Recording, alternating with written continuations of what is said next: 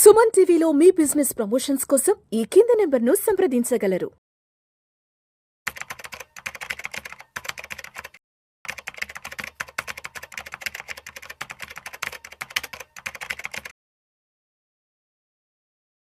నమస్తే రేవంత్. నమస్తే అండి. రేవంత్, ఈ మధ్య కాలంలో జాబ్ లే ఆఫ్లకు సంబంధించిన వార్తలు అయితే చాలా ఫ్రీక్వెంట్ గా వస్తున్నాయి. పెద్ద పెద్ద మల్టీనేషనల్ కంపెనీస్, ఇంటర్నేషనల్ కంపెనీస్ అన్నీ కూడా పెద్ద మొత్తంలో ఉద్యోగుల్ని జాబ్ నుంచి తొలగిస్తున్నాయి.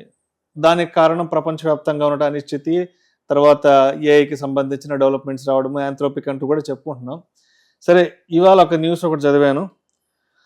ఆరికిల్లో 12,000 మంది తొలగింపు. అమెరికాకు చెందిన ఐటీ సంస్థ ఆరికిల్ భారత్లో 12,000 మంది ఉద్యోగులను తొలగించినట్లు సమాచారం. భారత్లో ఆరికిల్కు దాదాపు 30,000 మంది వరకు సిబ్బంది ఉన్నట్లు సంబంధిత వర్గాలు వెల్లడించాయి. భారత్లో ఉద్యోగి పనిచేసిన ప్రతి సంవత్సరానికి 15 రోజుల చొప్పున వేతనం, టెర్మినేషన్ తేదీ వరకు వేతనం, లీవ్ ఎన్కాష్మెంట్ వంటివి అందజేస్తామని తొలగింపునకు గురైన సిబ్బందికి వెల్లడించినట్లు చెబుతున్నారు.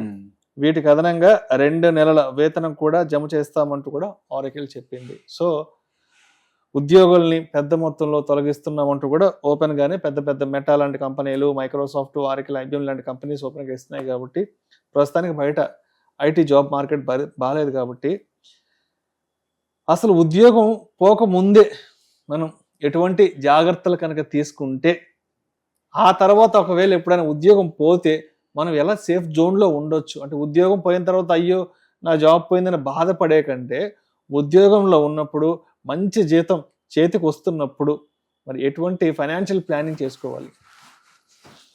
మనం దీని గురించే ఫస్ట్ నుంచి గొడవ పడ్డది. ఆల్మోస్ట్ కొన్ని సంవత్సరాల నుంచి, కొన్ని నెలల నుంచి మాట్లాడుతూనే ఉన్నాం దీని గురించే.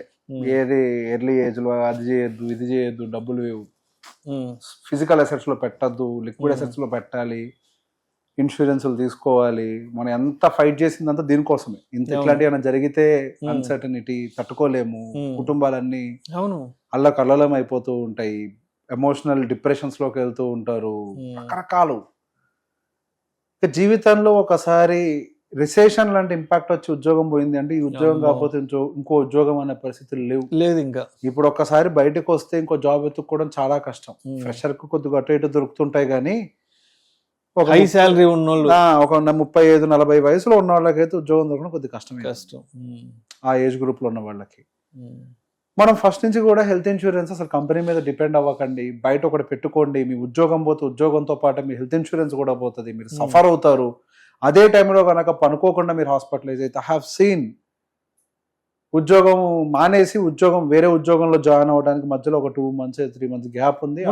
యాక్సిడెంట్ జరిగింది, ఆ మనిషికి యాక్సిడెంట్ జరిగింది, ఇన్సూరెన్స్ లేదు, అయ్యో మరి ఆ బోల్డ్ అంత డబ్బు, అప్పుల పాలు. లైఫ్ కరెక్ట్ గా ఎట్లా డిజైన్ చేయబడి ఉంటది అని అంటే, కరెక్ట్ గా మనకి యాక్సిడెంట్ ఎక్కడ ఉంటది అంటే, ఈ ఉద్యోగానికి మధ్యలో ఉండే పీరియడ్ లో జరుగుతాయి. అలానే ఉంటది. లేదంటే ఇంట్లో వాళ్ళకి ఏదైనా హెల్త్ అన్సర్టనిటీ రావడం, ఈ జాబ్ టు జాబ్ చేంజింగ్ మధ్యలోనే జరుగుతాయి. ఈ 3 months 6 months గ్యాప్ లో జరిగిపోద్ది, అన్ని జరుగుతాయి. అంటే లైఫ్ అట్లా ఉంటది, మన అట్లనే నేర్పిస్తుంది. అది ముందు మనం చేయలేదు కదా, ఇన్సూరెన్స్ తీసుకోలేదు కదా, ఇటు టీచర్ లెసన్. అది ముందు హెల్త్ ఇన్సూరెన్స్ సాలిడ్ గా పెట్టుకోండి, అన్ని బాగున్నప్పుడే. బయట ఉండాలి. ఒకటి కంపెనీ ఇన్సూరెన్స్ ఎంత ఇస్తుంది అండి? 5 లక్షలు అంతే కదా. అది పెద్ద హాస్పిటల్కి వెళ్తే ఎంతసేపు అయిపోద్ది. బయట హెల్త్ ఇన్సూరెన్స్ మ్యాండేటరీ. అందులో మీ జాబ్ పోయిందంటే అది కూడా కంటిన్యూ కాదు. First taken health insurance. Second, early age లో మళ్ళీ చెప్తున్నా, ఇల్లు కొనకండి, కొనుంటే మనం చేసేది ఏం లేదు. వెంటనే ఏం చేస్తారు అని అంటే, ఇప్పుడున్న సినారియోస్ లో మళ్ళీ కొత్త ఇన్వెస్ట్మెంట్స్, బంగారం లాంటివి కొనకుండా ఫస్ట్ కొద్దిగా ఎమర్జెన్సీ ఫండ్ పక్కకు పెట్టుకోండి. అది ఎమర్జెన్సీ ఫండ్ లో మనకి ఏదంటే డెట్ బేస్డ్ మ్యూచువల్ ఫండ్స్, లేకపోతే రికరింగ్ డిపాజిట్ లో, లేదా పోస్ట్ ఆఫీస్ మీకు నచ్చింది. 2 సంవత్సరాలకు సరిపడా ఫండ్ పక్కకు ఉండాలి. 6 నెలలు దేనికి సరిపోదు, 3 నెలలు దేనికి సరిపోదు, 2 years కి సరిపడా ఫండ్ ఉండాలి. మళ్ళీ ఫండ్ ని క్యాలిక్యులేట్ చేసే విధానం వేరు. మీరు ఫండ్ ని క్యాలిక్యులేట్ చేసేటప్పుడు మహా క్యాలిక్యులేట్ చేస్తే మీరు ఎలా ఖర్చుని క్యాలిక్యులేట్ చేస్తారు? ఎమర్జెన్సీ ఫండ్లను మీ ఈఎంఐలతో సహా క్యాలిక్యులేట్ చేయాలి, కుదిరితే మీ ఎస్ఐపీలతో సహా క్యాలిక్యులేట్ చేయాలి. ఎందుకు? 2 ఏళ్ళు జాబ్ పోయింది, ఎస్ఐపీలు కట్టలేదు. ఎస్ఐపీలు కట్టకపోవడం వల్ల మీకు ఫైన్ పడకపోవచ్చు కాక, మరి మీ పిల్లల భవిష్యత్తు ఒక ప్లాన్ ఉంటుంది కదా, మా అమ్మాయి భవిష్యత్తు కోసం నేను ఎస్ఐపీ చేస్తున్నానని. What if it gets delayed by 2 years? Delay cost మనం మాట్లాడుతూ ఉంటాం, ఎస్ఐపి డిలే కాస్ట్. అది ఎంత ఇంపాక్ట్ చూపిస్తుంది? ఎమర్జెన్సీ ఫండ్ కంపల్సరీ 2 years కి సరిపడా ఇంక్లూడింగ్ యువర్ ఎస్ఐపి క్యాలిక్యులేట్ చేసి పక్కకు ఉండాలి. సరే దాన్ని ఎగ్జాక్ట్గా యాస్టీస్గా తీసుకెళ్ళిపోయి నేను మరీ డెట్లోనే పెట్టమని నేను చెప్పలేను కానీ కొద్దిగా conservative hybrid or equity savings fund ఇది కూడా పర్లేదు కొద్దిగా. Equity savings fund is also fine కొంతవరకు. 15% ఎంత పెడుతుంటారు ఈక్విటీలో, 20 is allowed, 15 పెడతారు అంతే. బెటర్ దాన్ ఎఫ్డి రిటర్న్ అని ట్రై చేస్తుంది. అది దెర్ ఆర్ ఆప్షన్స్ పెట్టుకోవాలి అని అంటే. ఆ ఎమర్జెన్సీ ఫండ్ లేకపోతే సిచ్యువేషన్ చాలా వర్స్ట్ గా తయారవుతుంది. That is very important emergency fund. Just imagine, ఇప్పుడు ఉద్యోగాలు పోవడానికి గల కారణం రిసెషన్ అన్న దానికంటే టెక్నాలజీ చేంజ్. ఇప్పుడు మీరు టెక్నాలజీ చేంజ్ని అడాప్ట్ చేసుకోలేకపోతున్నారు. అండ్ ఆ టెక్నాలజీని మీకంటే మీ జూనియర్స్ బెటర్గా అడాప్ట్ చేయగలుగుతారు. అండ్ ఇట్స్ నేచర్, వాడు అడాప్టబిలిటీ ఎక్కువ ఉంటుంది కదా. బ్రెయిన్ మందేమో ఏజ్ పెరిగే కొద్ది స్ట్రింక్ అవుతుంటది. సైన్స్ మీ చిన్నపిల్లలది బెటర్గా పనిచేస్తుంది బ్రెయిన్, వాళ్ళు ఫాస్ట్గా అడాప్ట్ చేస్తారు టెక్నాలజీని మీతో కంపేర్ చేస్తే. మీ పరిస్థితి ఏంటి? ఉద్యోగం రాలేదు, హౌ విల్ యూ సర్వైవ్? అందుకే ఇల్లు ఇవన్నీ కూడా 45 ఏళ్ళు వచ్చేదాకా కొనొద్దనేది, 45-50 ఏళ్ళు వచ్చేదాకా వెయిట్ చేయాలనేది. ఎందుకు? లైఫ్ అక్కడ ఒక స్టెబిలిటీకి వస్తుంది కదా, క్లారిటీ వస్తుంది జీవితం మీద. 45 ఆ టైంకి. ఎర్లీ ఏజ్ లో ఇన్స్టెబిలిటీ ఎక్కువ జరుగుతూ ఉంటుంది.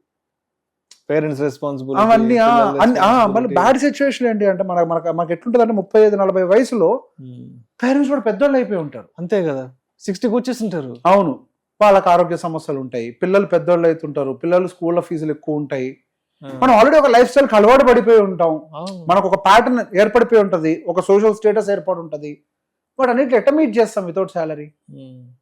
ఒక్కసారి కుడి చేయిని తీసుకొని గుండె మీద చేసుకొని చెప్పండి, ఎంతమంది రెడీగా ఉన్నారు దీనికి? No one is prepared. అసలు రిటైర్మెంట్ కార్పస్కే ఎవరు రెడీగా లేరు అని అంటే 2 సంవత్సరాలు జాబ్ పోతే ఎట్లా సర్వే అవ్వాలి ఎవరికీ తెలియదు. ఇక లైఫ్ అంతా ఎట్లా బతకాలనే తర్వాత విషయం. కంగారు పడద్దు, జాబ్ పోయిన సిచ్యువేషన్ వచ్చింది అనుకోండి, నీడ్ నాట్ టు వరీ. చిన్న ల్యాండ్ అమ్మేయండి. ఎందుకనంటే ఇక్కడ కనుక మీరు దాని దగ్గర మళ్ళీ ఎమోషనల్గా తీసుకున్నారు అనుకోండి, you can't focus on your work. Work ఉంటే 100 కొంటాం మనం. ఆ ల్యాండ్ని తీసుకెళ్ళి మీరు నార్మల్ మీరు మ్యూచువల్ ఫండ్స్లోనే ఎఫ్డీలోనే అందులో వేసుకుని నెలకు ఫస్ట్ ఇంత ఖర్చు పెట్టుకుంటే ముందు మీరు బయటపడండి. Upgrade your skill. Think it is an opportunity. You got a period to upgrade yourself. Upgrade. ఒక చిన్నపాటి భూమి మొక్క నమ్మేసుకొని తప్పులేదు. మళ్ళీ చెప్తున్నా, అంటే భూమి నమ్మమంటాడంటే ఎందుకు భూమి కొన్న పని పాట లేకనా? ఎందుకు కొన్నావు అసలు నువ్వు భూమి పనిలాకనా? మీ తాత ఎందుకు కొన్నాడు భూమి పనిలాగా కొన్నాడా? మీ నాన్న ఎందుకు కొన్నాడు భూమి పనిలాగా కొన్నాడా? నువ్వు ఆపదలో ఉంటే నేను కాపాడుద్దనే కదా. ఆపద వచ్చింది పై, ఇప్పుడు వచ్చింది కదా ఆపద. ఆపద వచ్చినప్పుడు వాడుకోవడానికి పనికిరాని చెత్త కుప్పే కదా మనకి కదా. ఎందుకు భూమి ఇంకా అనుకోకుండా ఏదైనా జరిగితే అందులోనే పెట్టాలి మనం. ఇంకా ఆ సిచ్యువేషన్ ఎందుకు? ముందే తీసేయి. ఎంతమంది అంటే సత్యం కంప్యూటర్స్ ఇది అయినప్పుడు ఎంతమంది? అమ్మా 2008-9లో దారుణం కదా అది సార్. అమెరికాలో, ఇండియాలో ఏడబడితే అక్కడ ఆ రోజుల్లో ఈఎంఐలు పెట్టి ఇల్లు కొన్నోళ్ళు, కార్లు కొన్న పరిస్థితి వర్ణనాతీతం కదా. నిజంగా 2008-9 ఆ టైంలో ఆ సిచ్యువేషన్ వద్దు కదా మనకి. అమ్మో, మరి ఎందుకు సరే ఎమోషన్ భూమి మీద నాకు అర్థం కావట్లేదు. ఏమీ కాదు, ఏమవుతుందండి? Talk to your parents. అరే ఉద్యోగం మళ్ళీ వస్తుంది, హ్యాపీగా టైం దొరికింది నాకు 1 year, అప్గ్రేడ్ అవుతాను స్కిల్ ని. అప్గ్రేడ్ అవ్వండి, కొత్త టెక్నాలజీలో మంచిగా జాబ్ వస్తుంది. ఆల్రెడీ ఎక్స్పీరియన్స్ ఉంది, work experience. All you need is new technology, అంతే కదా. అప్గ్రేడ్ అవ్వండి, భయపడాల్సిన అవసరం ఏం లేదు. Life will not end. ఒక ఉద్యోగం పోతే ఉద్యోగం వస్తుంది, కానీ ఎప్పుడు వస్తుంది అంటే మీరు ప్రిపేర్డ్ ఉంటే మెంటల్ గా, ఎగ్జాక్ట్లీ ఫైనాన్షియల్ గా ప్రిపేర్డ్ ఉంటే ప్రెషర్ ఉండదు. You will do better job, బాగా రికవర్ అవ్వగలుగుతారు. ఎంతో మంది ఒక్కసారి కింద పడ్డ తర్వాత రికవర్ అవ్వలేకపోవడానికి కారణం వాళ్ళ టైంలో తీసుకున్న నిర్ణయం సరిగ్గా లేకపోవడం. ఎమోషనల్ గా తీసుకుంటారు డెసిషన్. ఇంకేమైనా ఉందో అమ్మి పడేస్తే మా ఊర్లో మేము అప్పులు పొలం అయిపోయినా కూడా అనుకోని, హూ కేర్స్ అబౌట్ దట్ అనుకోని. రైట్. సో డోంట్ వరీ, ఏమీ కాదు లైఫ్ కి. Life is not going to end here. ముందు మనం సరే ఇప్పుడు ఆల్రెడీ పోయిన తర్వాత మనం ముందు అన్న సబ్జెక్ట్ గురించి ఎక్కువ మాట్లాడిన ఉపయోగం లేదు. ఆల్రెడీ చెప్పి నేనే అలిసిపోయా, కొనకండి అని. సరే సందర్భాలు ఇప్పుడు వచ్చినాయి కాబట్టి ఇప్పుడు తర్వాత ఏంటి అనేది మాట్లాడాలి. ఇక తర్వాత అన్న కండిషన్ లో హవెవర్ మీకు ఒకవేళ హోమ్ ఉందనుకోండి, మానిటోరియం పెట్టుకొని టాప్అప్ తీసుకోండి, ఏం కాదు. టేక్ ఏ టాప్అప్, ఏమైతే 2 years తీసుకోండి. ఒకవేళ కట్లయిపోయారు అనుకోండి, కట్టలేదు అని కండిషన్ ఉద్యోగం రాలేదని కదా. ఉద్యోగం ఎట్లాగో రాలేదు అని అంటే ఉన్న ఇంటికి కూడా ఈఎంఐ కట్టలేరుగా, మొత్తం కలిపి బ్యాంక్ వరకు అప్ప చెప్పేసి మీ ఊరు వెళ్ళిపోండి, ఏ గోల్లే.